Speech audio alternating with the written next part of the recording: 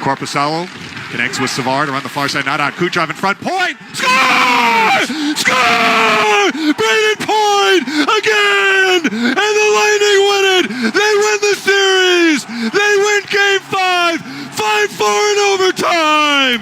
Wow. I'm going to tell you. There are games as a sports fan that you'll never forget for the rest of your life. And Game 5 was one of them. I've been through so many emotional roller coaster games since becoming a fan of the Lightning, all the way back in 2011. There was something more special, obviously, about this game. There were so many different storylines within this single game. To start off, the quick 2-0 lead for the Lightning, and what seemingly followed was quite likely the worst meltdown that I've ever seen in a playoff game. One of the worst I've ever seen. And Columbus took over that second period like it was nothing else. All the penalties that the Lightning were taking, a culmination of events just led to that 2-0 lead just evaporating. And towards the end of the second period, where Columbus scored again to take the lead 3-2, I wasn't feeling so positive about the third period. The end of that second period, Columbus outshot Tampa 24-8.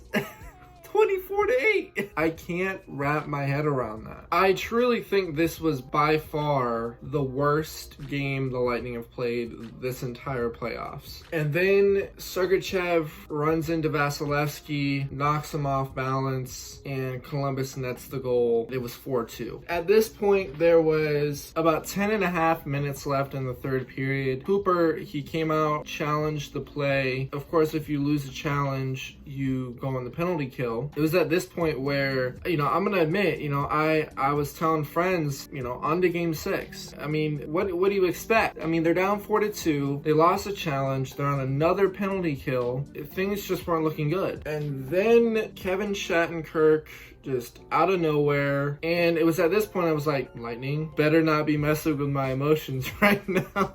I don't want to deal with this. And then I really started to see a shift in how Columbus was playing. I think they were so complacent with the lead that they had and were more concerned about defending it than trying to be so active in play and chip in the puck and be more aggressive. It ended up costing them when Tony, out of nowhere, just scores with, I think it was 18-22 marker. I couldn't believe what I was seeing. The Lightning were playing so bad. It's hard to believe. And yet again, here we are heading into another overtime. And then Brayden Point again. I think what's even cooler about all of what happened is that was Rick Peckham's last call. Just the fact that he gets to retire off of a high note like that is heartwarming for me. He's going to be deeply missed by the Lightning community. He's led to so many memories of mine being a Lightning fan over the years, through the heartbreak, through the high moments. He's going to be deeply, deeply missed. To me,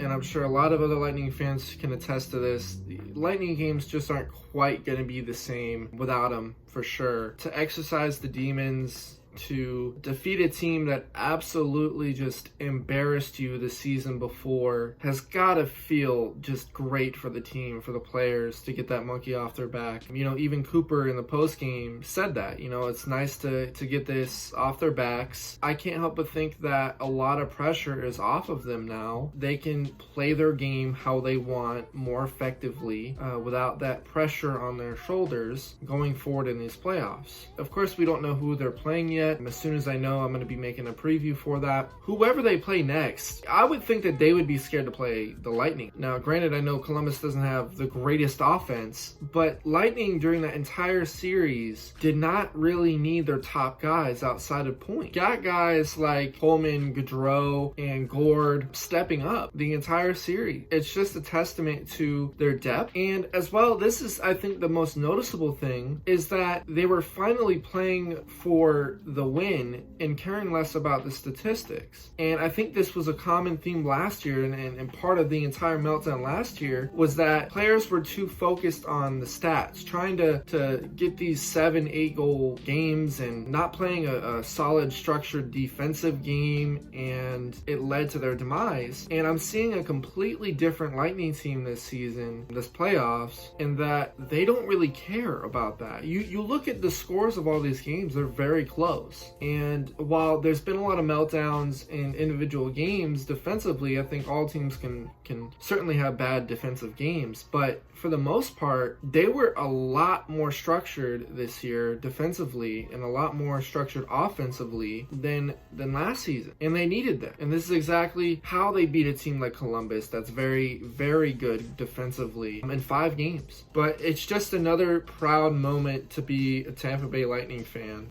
This is one obvious step in the right direction. I'm going to be excited to see who they play in the second round. All I got to say, man, is I'm proud. I am very, very proud of this team. I knew that they had this chip on their shoulder heading into the season, and they showed that last season was a fluke. It was an anomaly, and I knew that they could do it. It was just a matter of if they would put it into plan and put it into action, and they did. Nothing but happiness right now. Gonna keep riding on these emotions. Thank you guys so much for watching. If you want more Lightning content like this going forward, please consider subscribing. Give this video a like if you liked it, and guys, take care.